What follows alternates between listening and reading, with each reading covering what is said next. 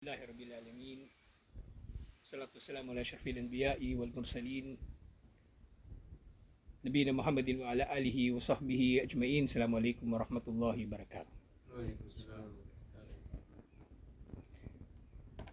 Dito, nandito na tayo sa yung Alabul Jin wa Shayatin. So, merong isang nabanggit na author si Sheikhul Islam Ibn Taymiyyah. Yung pangalan niya si Izzuddin Ahmad Izzuddin al-Bayuni. Bayanuni. So, meron siyang isang bahagi ng aklat niya doon sa Iman bil Malaika. Yung tungkol sa pakikipag-usap sa mga kaluluwa. Personal niyang experience. Kasi nga yung paniniwala sa mga jin, bagaman hindi bahagi ng arkanul iman, tinatalaka ito kadalasan ng mga scholar pagkatapos ng Iman bil Malaika. At pati lahat ng mga kababalaghan nandun na napapaloob. Mga multo, mga aswang, ito na, pakikipag-usap sa mga kaluluwa, napapaloob na doon. Alhamdulillah. So dito, sa pagpapatuloy, okay, dito na pala. Dito, yun nga, so nagkaroon na siya ng pakikipag-usap dun sa mga medium. Actually nga, meron pang nagpakilala sa kanya na jin. Sinasabi, wastalamtu li hadhihi tajruba al-jadida wa da'wat al-khadi'ah mutawakkilan Allah azza wa jal. Balikan lang natin itong bahagi na ito. So nga siya, pumayag na siya doon sa pakikipag-usap sa mga jin, pero siya ay kumbaga nananalig kay Allah na hindi siya mapapahamak, kasi nga yung mga ganitong bagay hindi ito normal na karanasan ng tao. So siya ay nanalig na lang na kasi maaaring curious din siya, gusto niyang malaman kung ano ba talaga ang mga nangyayari. Sa'ilanillahu o sa'ilanillah ta'ala an ya'simani minaz-zalal. So hinihiling niya na pangalagaan siya ni Allah mula sa yung zalal, literal na ano ito, pagkadulas sa akida, ganun. Wa an yahdini ilal haqqil mubin, at ang gabayan siya tungo sa malinaw na katotohanan. Mustadian binuril ilm, na siya ay nagagabayan ng liwanag ng kaalaman, salikan sa bilal istiqamah, na tumatahak sa matuwid na landas, walhamdulillahi ta'ala, papuri kay Allah. Na yun nga, bandang huli, nakaalis pa siya doon.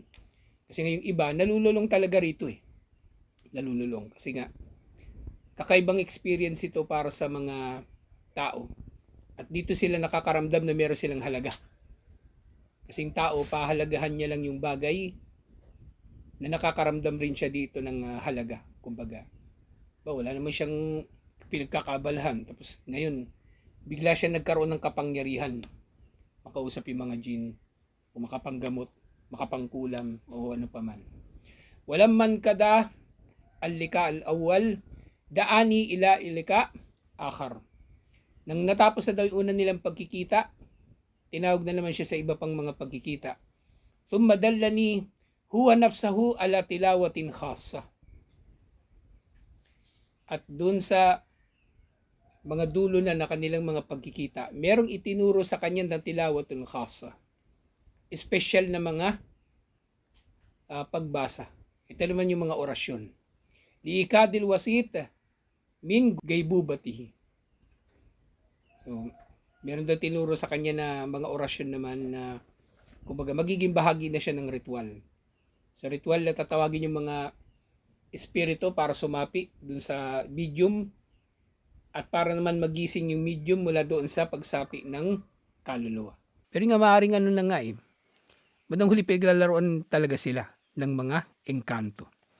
Sa engkanto, yung shaitan sa sanib. Tapos tuturuan ng shaitan yung tao kung paano halimbawa na may kipag-usap dun sa shaitan. Tapos tuturuan din ng shaitan halimbawa yung tao paano paalisin yung shaitan sa pamagitan din ng mga gawain na hindi naman Islamiko.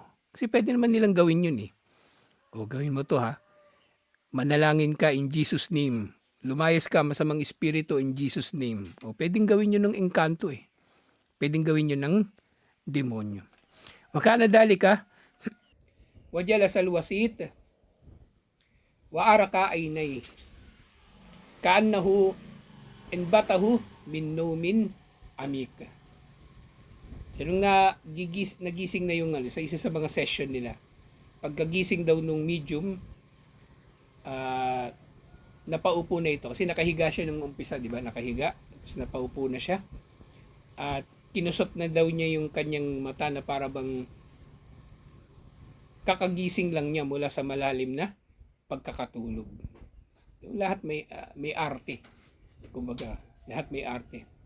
Wala ilma lahu bi shay'in mimma jara. Siyempre, yung medium, sasabihin niya, hindi niya alam kung ano yung nangyari. Sabihin niya, pagkagising niya, kunwari, tatanungin niya yung mga tao sa paligid, anong nangyari? Kasi palalabasin niya, wala siyang nalaman sa mga nangyari para patunayan na yung kausap ng mga tao sa buong panahon na yon, yung jinn o yung kaluluwa ng namatay. So lahat ng ito, yung gumagamit ng psikolohiya eh. Kaya nga, yung psikolohiya, mapanganib din eh kung gagamitin sa mali. Mapanganib. Kasi kung ginagamit ang psikolohiya, ang layunin ng psikolohiya, maunawaan ng tao. Nagagamit din yung psikolohiya para manipulahin o mapaniwala ang mga tao. So mayroong mga paraan na kumbaga magagawa ng tao na mapaniwala ang iba. Halimbawa na lang yan, 'di ba sa pakikitungo ng mga tao individually bilang mga individual.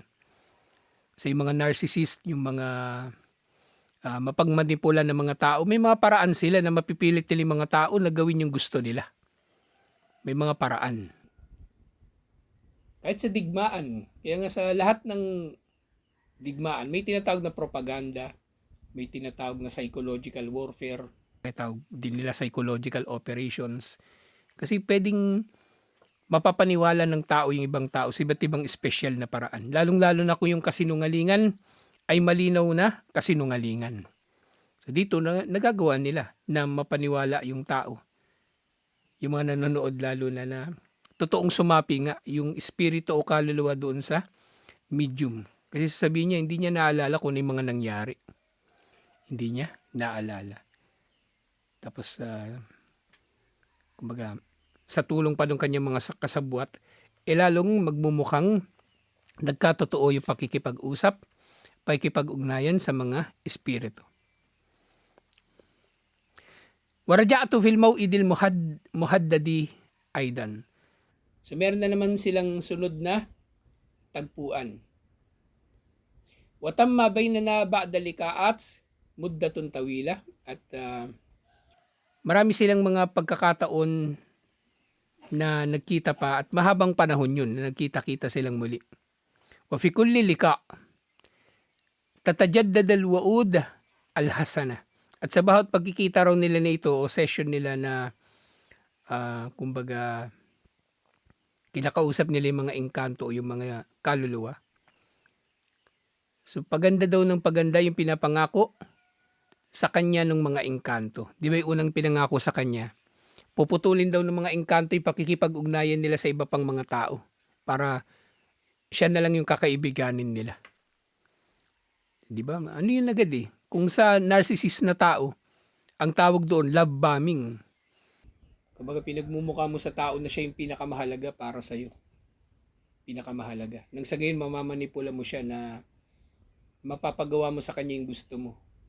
Diba yan? Kabilang sa mga madalas ginagamit ng mga tao mapangmanipula o narcissist. Sabihin nila, ginagawa ko lang naman to para sa kapakanan mo eh.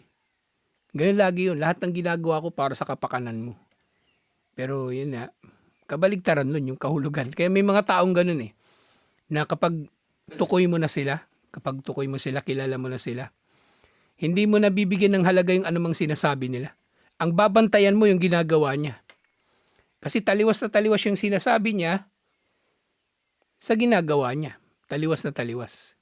At ikaw bilang matuwid na tao, makakaramdam ka rin ng pagkakonsensya, ganun. Kasi itong taong to, pininsala ko kanina, tapos ngayon nagsusorry. So, kailangan patawarin to kasi sabi ni Allah, magpatawad, mga ganito, ganyan. Hindi na applicable yun dun. Okay, magpatawad, pero ang tinutukoy actually na pagpapatawad dun, yung pagpapaumanhin. At ang pagpapaumanhin ay mangyayari lang sa mga kasalanan o pamiminsala na maliit. Pero kung krimen lang nangyari, ito hindi maintindihan ng mga tao eh. Ito hindi maintindihan ng mga tao, sabi nila lagi, patawarin, patawarin. Kapag krimen lang nangyari, ibig sabihin merong karapatan na nasagasaan, walang pagpapatawad dun hanggat walang katarungan. Walang pagpapatawad hanggat walang katarungan. Halimbawa, mga tao, di ba, dinakawan, dinugasan, o patatawarin na lang nila ng dugas sa kanila, ganun-ganun lang yun. Hindi. May karapatan sila na hindi magpatawad. May karapatan sila na maningil. Hindi yung pag-aayusin mo lang. O yung mandurugas, patawarin nyo. Yung mandurugas, kumbaga, wag din ninyong kagagalitan. Maging okay na kayo. Ha? Patawarin nyo na yung mandurugas na hindi siya magbabayad sa ginawa niya sa inyo. Yun yung gusto ng mga tao na hindi nakakaunawa sa mga usapin na ito. Para sa kanila, salam-salam lang, kape-kape. Hindi ganun ang Islam. Hindi ganun si Omar bin Khattab radhiyallahu anhu. Hindi ganun yung mga sahaba. At lalong hindi ganun si Propeta Muhammad sallallahu alaihi wasallam. Kaya yung matagal ko nang naobserbahan niya sa mga Muslim. Yung huwad na kabaitan. Yung huwad na kabaitan. Hindi pwede.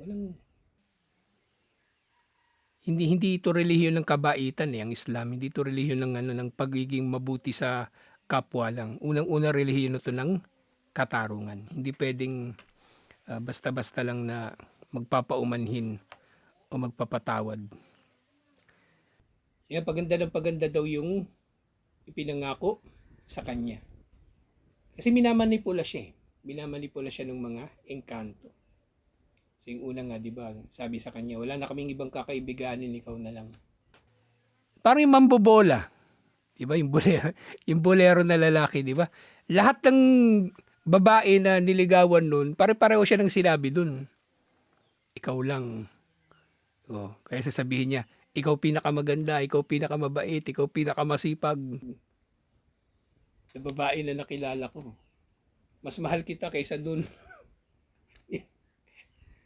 Ikaw naranasan mo na yun. Minamanipula nila yung mga tao. So, ganun nangyari dito sa... kung yung tao, nagagawa ng tao yun, di ba? Gano'n ba kaikli yung buhay ng tao kung ihahambing sa buhay ng engkanto? Yung engkanto, kilalang kilala niya yung tao. Lalo na si Satanas. Ilang libong taon ng buhay si Satanas. Hindi natin doon, baka milyong taon. Tapos mula sa pagkakalikha sa kauna-unahang tao, hanggang ngayon, hanggang sa dulo ng panahon, buhay si Satanas. Alam na alam niya, kabisado niya yung mga tao. Magagawa niya talaga. Nalinlangin ang mga tao. Kaya karapat-dapat lang katakutan natin si Satanas. Dahil siya ay, kumbaga, malinaw na kaaway para sa atin. Paulit-ulit yan binanggit sa Quran. Ni Satanas aduwwum mubin. Malinaw na kaaway. Fattakiduhu aduwa.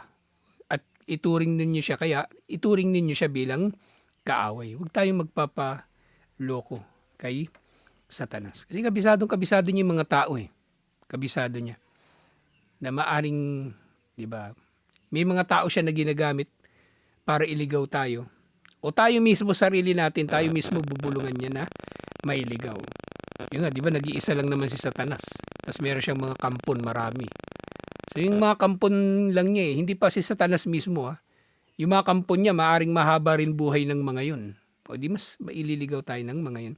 Kaya pagmamalinis yun yung sasabihin ng tao. Hindi siya natatakot kay Satanas o hindi siya natatakot sa Dajjal.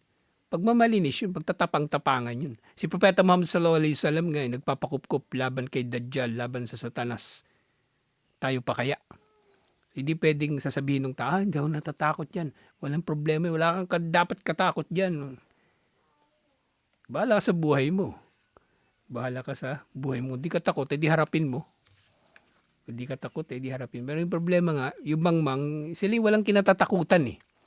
Kasi hindi nila alam ang panganib. Hindi nila alam ang panganib, bara-bara lang sila. Yung nga, sumunod ng mga ginawa ng mga jin daw, tawas sa fali, al-mustaqbal ra'i alladhi yantadiruni.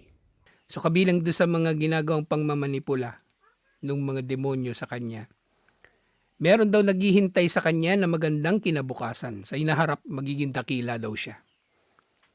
Ganang mga pangako. O kumbaga pinagniningas yung kanyang mga pagnanasa na maaring magkakamit siya ng kapangyarihan o impluensya, kasikatan sa hinaharap. Wanaf'ul adhim alladhi talkahu al-ummah ala yaday.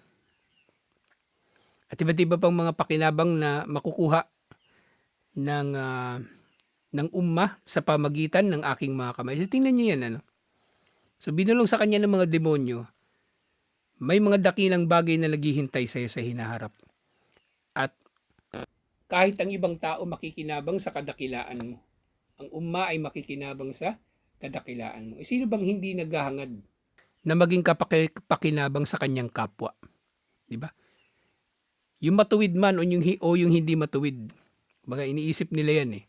Yung matuwid, may ikhlas siya na gusto niya talaga magdulot ng pakinabang sa kapwa. Pero hindi matuwid, gusto niya rin yun eh, magdulot ng pakinabang sa kapwa. Nang sa gayon may sisingilin siyang utang na loob. Meron siya sisingilin na utang na loob. Meron siya papakinabangan, nakapalit doon sa kanyang kabutihan. Ituturing siyang bayani. Ituturing siya na, kumbaga, santo o ano paman. Kaya napaka mapanganib itong pakikipag-ugnayan sa mga demonyo. Kung yung tao, mapanganib na meron tayong kasama na mapangmanipula, magpapailalim tayo sa kanilang impluensya, mas matindi ang demonyo na magpapamanipula tayo sa demonyo. Kasi yung demonyo, kumbaga, basang-basa niya yung nilalaman ng mga puso't isip natin eh. Si Allah ang nakakabatid ng al-ghaib lahat-lahat. Pero nga, dahil sa haba ng buhay nila, yung sa psychology, di ba? Ang mga psychologists na formulate na nila ang marami sa mga behavior ng mga tao. May pangalan nga eh. Iba't ibang mga personality type ng mga tao, iba't ibang uri ng ugali ng mga tao. Napangalanan na nila. Ibig sabihin, nakilala na nila at na-conceptualize na nila. Na-summarize, na pag-aralan. Yung mga demonyo, mas matindi pa dun. Mas matindi pa dun. Yung demonyo, alam ko kahinaan itong taong to ganito. Itong tao na ito, iba naman. Alam nila. So yun yung gagamitin nila sa kanila. Kaya nakakapangilabot iisipin na magkakaroon tayo ng anumang ugnayan sa mga jin. Kahit yung mga lalo na magpapakilalang mananampalataya. Lalo na yun, mas maaring mas nakakaano pa yun eh. Mas mapanganib kasi paniniwalain kanya na puro kabutihan lang yung idudulot niya sa'yo. So, mahaba itong paglalahad ni Izzuddin al-Bayanuni, ni Ahmad Izzuddin al-Bayanuni. Kasi detalyado talaga yun. May kita natin yung pagkakatulad din sa kung ano yung nangyari noon, paulit-ulit na nangyayari hanggang ngayon. Kung ano yung nangyari noon, maulit na mangyayari. Nauulit na nangyayari ngayon, maulit pa sa susunod na mga panahon. Kaya sa Islam, diba, maraming gawain. Sinasambit natin muna ang a'udhu billahi minasyaitonir rajim, diba? Bago magbasa ng Quran. Idha qara'tal Qur'ana fasta'id billahi minasyaitonir rajim. Kapag magbabasa ka ng Quran, sabi ka ng a'udhu billahi minasyaitonir rajim. Kasi Allah lang talaga yung makakapagligtas sa iyo laban kay Satanas eh. Wala tayong kakayanan na magligtas sa ating mga sarili laban kay Satanas. Si Allah lang ang may kapangyarihan doon. Kaya dapat matatakot tayo sa Kanya. Tapos sa sala, di ba? Ganun din. Kasi bago mag-Fatiha, may a'udhu billahi minasyaitonir rajim. Kapag ikaw ay nagagalit A'udhu billahi minasyaitonir rajim. Kapag nakaramdam ka ng kakaiba, nakaramdam ka ng kababalaghan, kasi normal yun eh. Hindi siya pagiging paranoid agad-agad na ganun. Hindi ka schizophrenic agad-agad kapag nakakaramdam ka ng kababalaghan. Kasi posibleng meron talagang kababalaghan na nangyayari. Hindi ka praning. So ganun din, magsabi ka, a'udhu billahi minasyaitonir rajim. Napunta ka sa lugar na ilang, kumbaga, liblib na lugar. A'udhu billahi minasyaitonir rajim, ganun din. Iihi ka sa puno. Di ba sa Tagalog, tabi-tabi po. Sa lahat ng kultura, may ganun. Kahit sa mga Ilocano, meron pa silang sinasabi pagka dadaan sila sa ano. Yung ngayon, nabasa ko doon sa libro ni Isabelo de los Reyes. Yung El Folklore Filipino. So, kahit mga Ilocano, mga Bisaya, lahat may ganun sila eh. Na nagpapakop-kop sila sa Diyos. Laban sa demonyo o laban sa engkanto na nandun sa puno o nandun sa liblib na lugar. Watatawwar al-amru fa'akada kathirun min al-arwahi yazurunani fi kulli lika. So tumindi daw ng tumindi yung mga bagay-bagay hanggang dumami daw. Dumami yung mga dumadalaw sa kanya ng mga espiritu. So dito tinawag, ang binabanggit niya arwah. Kasi maaring hindi na niya nadidistinguish din eh. Kung yung dumadalaw ba sa kanya, engkanto o kaluluwa ng mga namatay. Basta tinawag na lang niya sa pangalan na pangkalahatan. Actually kahit sa mga kuffar, kasi mga kuffar malabo naman sa kanila yung konsepto ng engkanto eh, tsaka ng mga kaluluwa. Lahat yun collectively tinatawag nilang espiritu. Kaya sa Ghost Fighter, di ba, daigdig ng mga espiritu. Ganun siya. Basta lahat ng hindi kabilang sa physical na mundo, pero may buhay, may buhay, animate siya. Ang tawag nila doon sa pangkalahatan, espiritu. Kaya nga, yung mga relihiyon na paganismo, doon din umiikot yung kanilang mitolohiya sa paniniwala sa mga espiritu. Sa paniniwala sa mga espiritu. Yun man ay mga espiritu ng mga namatay na ng mga tao, mga nauna sa kanila na mga tao, mga ninuno nila lalo na sinasamba nila, na siyang relihiyon sa Japan, sa Korea, lalo na iba pang mga relihiyon na hindi kabilang sa Ahlul Kitab. Meron silang mga paniniwala na umaabot na sila sa pagsamba sa kanilang mga ninuno. O espiritu, kinikilala rin nilang espiritu, yung anumang hindi tao nga o hindi hayop o hindi kabilang sa mundo na ito. Na kumbaga nakaka-interact natin araw-araw. Espiritu ng mga puno, espiritu ng kabundukan. Kaya mula sa mga yun, nilagyan nila yun ng anyo ng tao para mas maintindihan nila. Kaya sa bawat kwentong bayan, di ba? Yung Mount Makiling, meron daw espiritu at yung espiritu niya, yun na si Maria Makiling. Ginawa na nilang tao yung bundok. At meron daw itong personalidad, meron itong ugali. Pwede mo itong kausapin. Pwede itong tumupad sa mga kagustuhan mo. Kapag nandun ka ro sa Makiling, hiling ka ng kapangyarihan, bibigyan ka. Pero kung gusto mo ng karunungang itim, dun ka naman sa sa kabilang bundok. Hindi pala yung Cristobal. Ang partner pala ng Cristobal yung yung Banahaw. Silang dalawa. Kung gusto mo rin ng karunungang itim, doon ka sa Mount Cristobal. Kung gusto mo ng karunungang ano tawag doon? Kabilang ng karunungang itim. Kasi di naman puti tawag, di ba? Kapag gusto mo rin na mabuti, doon ka sa Banahaw. Doon ka sa Banahaw. Magkakambal na na bundok eh. Halos magkasilaki nga sila eh. Kaya yung mga albularyo, mga mangkukulam, doon sila pupunta kapag mahal na araw sa dalawang bundok na yun. So parami daw pupunta sa kanya. Muqaddimat min al-azkar. At sa kanilang pagpunta sa kanya, nagsisimula daw yung pakikipag-usap niya sa kanila sa pamagitan ng mga orasyon. O bigayri muqaddimat. Pero minsan dumarating sa kanya yung mga kaluluwa daw, yung mga espiritu. Kahit hindi na niya sambitin yung mga orasyon, basta na lang magpapakita sa kanya. Ibig niya sabihin, kahit hindi niya tinatawag, di ba yung mga orasyon na ginagawa naman nila para tawagin yung mga yun. Kahit hindi niya raw tinatawag, pumupunta pa rin sa kanya. Pumupunta pa rin sa kanya. Fakadakunu maalwasiti ala taam. At maaring mangyari ito na habang sila'y kumakain kasama yung medium o ala tanawili kasim min shay. Minsan umiinom lang sila ng tsaa tas merong biglang dadalaw. Fatakulul igfa'ah al-ma'huda fayamilu ra'sahu ilal amam. At sa ilang mga pagkakataon na ito, di ba, normal lang yung normal yung ginagawa nila. So, nalalaman daw niya na dumarating itong mga espiritu na ito kasi sa medium naman sumasapi yung espiritu, di ba? Maring hindi ito physical na nagpapakita pa sa kanya, liban doon sa mga nauna na nagpakita sa kanya na jinn. Sasapi ito bigla-bigla doon sa medium.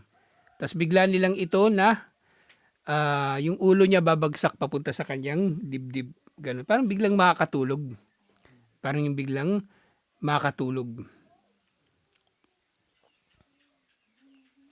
Wataltasik daknahu bisadrihi. So yun nga yung kanyang baba. Didikit na dun sa kanyang dibdib.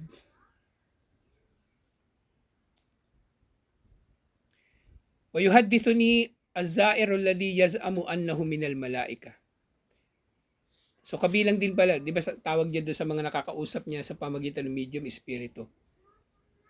Maging jinn man yun o kaluluwa ng mga namatay. At minsan, yung dumadalaw daw doon sa medium, nagpapakilala na anghel.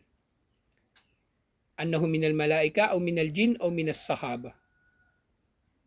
Liyado bisna.